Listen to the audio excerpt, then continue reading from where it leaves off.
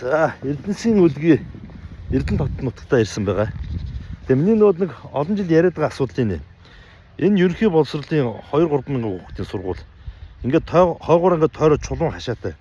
Ингээд хүүхдийн цэцэрлэг, олон зуун хүүхдийн цэцэрлэг. Тэгээ яг энэ гол нь болохоор юм ашигладаг юм том талбай байгаа юм.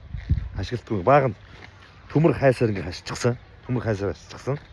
За тэгэхээр шиний 15-ны энэ бэлэгт өдөр өөрийнхөө бас өнөөдөр биш магад маргааш хийж хэрэгжүүлэх санаачлаг гаргаад холбогдох хүмүүст нь уламжлалт шийдвэр гаргуулах ажлаа би дахиж хэлхийг хүсэж байгаа.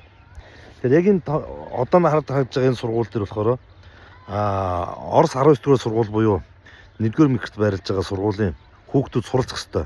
Хамаг сургууль сурах тойрогтой сурах ёстой хүүхдүүдийн нэг хэсэг нь энэ сургууль дээрж ачаалт үүсгэдэг. Тэгээд багшийн нэг хүүхд доногдох, танхим доногдох хүүхдийн тоо өндөр. За нэг багш доногдох хүүхдийн тоо өндөр. Ингээд хүүхдийн эрүүл аюулгүй орчин сургуулиуд ирчиж байгаа. Нөгөөс нь тэгэхээр ийм олон хүүхд сурж байхад гаднаа спорт талбай байхгүй. Тэгээ хүүхдүүд нь энэ сургуулаа ингээд тойроод ингээд хашаагаар дамжгүй ардуур ингээд явгууны зам дээр цаагаар нь хашаа уруудаад ингээд орон сууцны хорооллын тоглоом, машины талбай ингээд тойроод хашааны гадуур ингээд сургуулийн орчноос гадуур тойрж гүйж ингэж явдаг. Тэгэд энэ нэг ард нэг юм барилга байж байгаа. Шүний клуб, бар, ресторан, баахан түрээсийн барилга ажилладаг. Тухайн үед бол нэг эмэгтэйчүүдийн холбооны байр аавна гэдэг нэг дарга нь ажиллаж байгаа газар атсан юм шиг. Тэгээ энийг газрын шилжүүлээд энэ дээр спорт талбай бариулнаа би заавалжгүй. Өнөөдөр биш хүмүүс маргааш.